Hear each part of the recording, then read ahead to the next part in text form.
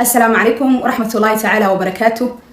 سو دوادا walaal walbo Soomaaliyeed iyo gobol walbo Soomaaliyeed iyo hooyo aab walbo Soomaaliyeed oo arinta anaka nagu dhacday ka damqaday dadkii soo raadiyay kuwa rabeen inay soo raadiyaan oo soo heli waayeen iyo kuwa la soo xiriireen iyo dhamaantiin inta laga walwashay horta aad iyo aad u mahadsantihiin. arinta nagu dhacday arin sahlan ma ahayn, arin aad iyo aad u adag ayay ahayd, arin qof walbo oo damiir bani aadamnimo ku jirto aad ugu damqaday ahayd. inta nagala xumaatay arintaasi qalbada ka dareemtayna aad iyo aad idin ogsoonahay. runtii hadalka qaabka oo hadlaayo xitaa waxaan u maleysaa inaan ilaaway, laakiin hal iyo cudur daaro insha Allah. waxaan halkaan usoo galay wax yar information yar inaan isii inta dadka naga walwalaayeen dhamaantooda arintii kulay dhacday. dadka qaar way wada arkeen, qaarna in badan ma ogeen. arintaan nagu dhacday markii koowaad maysan ahayn, markii labaad ay ahayd oo booliis gurigeena uu imaado isla anigoo live ku jiro oo alaabteeda iska iibsanayo. sidii markii koowaad iyo markii labaad isla dariiqadii loo wacay, laakiin farqiga u dhaxeeya waxay ahayd tookadii horeeto waxay ahayd in telefoon kaliya loo diray oo la dhahay waxaan ahay xabiibo dad ay dhibaayo please iga soo gaara guriga.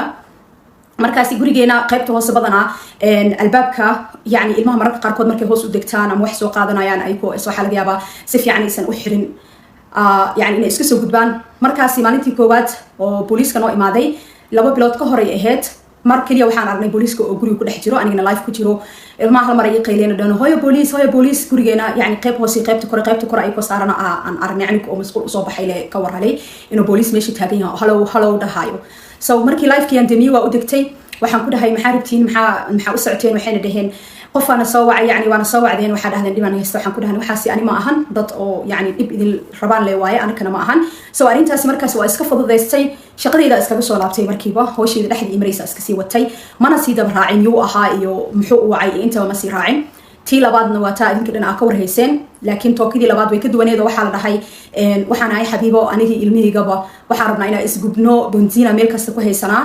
so sidii booliiskana uu ku imaaday irida dad badan waxaa laga yaabaa inay isweydiinaysaan irida maxaa u furi weysay intaasoo dhiba ma dhici laheen.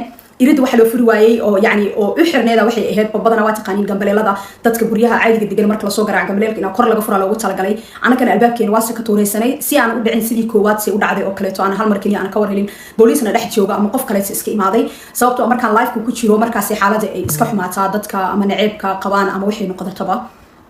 so saytii hore aan u dhicin oo kaleeto anaka dhan gurigeena waxaan ku baraarugsaneen marka hooyo shaqo galayso ama live galaayo in albaabkeenu hoose uu saka tuuraysanaado. ilmaha yaryarka marka qaar gambaleelka iska furi karaan aan la iskaga furin qof walbo oo cabsida aan dareemeynay kamid ahayd. sababta albaabka hoose loo saka tuurayay mar alaala markii gambaleelka lasoo garaacayna aniga live ku jiray. markii aan rabnay inaa gambaleelka la furo ilmaha way isku dayn inay furaan oo albaabkii riixeen waa furin waayey maadaama ay saka tuuro ku jirto. markay u degteen waxay arkeen already hal miraayad ka tirsan albaabka oo lasoo jibiyey booliiskii, taliyaro iyo wiil kaleeto oo 9 jir ah dhalooyinkii ugu horeeyay kusoo daateen.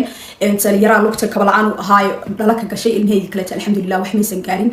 mar alaala markaan soo degtayna oo live-kayga ku jira aan soo damin oo aan la soo degtayna waaba aragteen wixii dhacay, kulligiina waa ka warhayseen. arinta oo aad iyo aad dhibaatada oo u geysatay waxay tahay siday booliiska noola dhaqmeen. booliiska fariinta loo soo diray waxaa ka darneed siday noola dhaqmeen oo ahayd inaa ilmahayga hortooda igu xirxireen oo aan hadalka aniga u sheegaayo iyo waxa ani dhahayo oo dhanna aynan daqiiqad xitaa aan dhageysanin.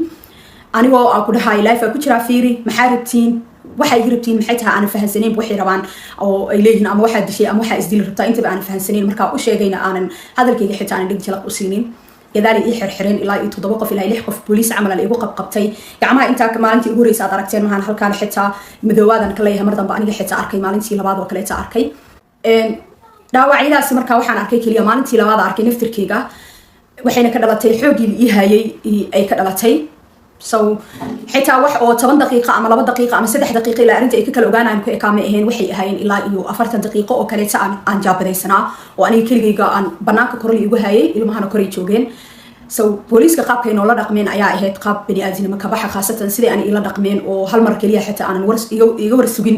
hadday 1 daqiiqo kaliya ay qaadan lahaayeen oo ay fiirin lahaayeen telefoonkayga waxay arki lahaayeen inaa ahaa qof shaqo ku jirta aan ahayn qof isdil rabtay.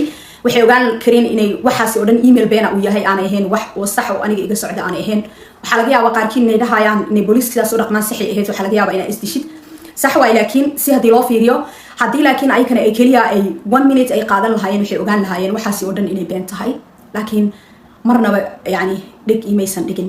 taasna أرين عادي أدلوجو حماض واي أرين لوجا أمسي دونا ما إن شاء الله سيدنا كليتو الحمد لله وفي عنا هني المية لشوقي مالتي كواد سكول ميسلا آدين إلا يحضر قفل بحالات كليتو كتيرة لكن إن شاء الله وحرتيننا إنا سيدو قد أخسيها بدنا كسو كبنو أنت نوسو دعيسي آدي آدا أمهات سنتيهين أنت كدم قطعي أو نلم رجوتينا وإذا كرها لجلينا إن شاء الله دعاء نوسو وذا إن شاء الله وحواي واحد ريمي سامر كاد كنوشة وذا عن وذا كادو إهين محاول نوشة هاي أو كليتو الجولات جالت مايو هديات عرقة تيجي هديات شقيسني سبلا وذا بعد كتاي كليا qof madow oo muslin ah ka tahay xaalad waxa waaye oo aad iyo aad murugadeeda u leh arinta anigu dhacday in qof walba ay ku dhici kartaa oo Soomaali ah oo ku nool qurbaha oo rabo inuu dhaqdhaqaaqo ama u noolaado sida dadka wadanka iskale oo kale inuu u noolaado rabo dadka wadanka iskale kama wado ina yaani waxay sameeyaan asaliisi dabcan waxaan ka wadaa inaan nolosha meeshii ka socoto aad dhinacaada aad ka warheshid ama aad wax baratid ama aad shaqaysatid taas naftirkeeda caqabadaha aan kala kulmi karnaa tan kamid ah hadii aan ceer qaadanayna ayadana sidaas oo kaleeto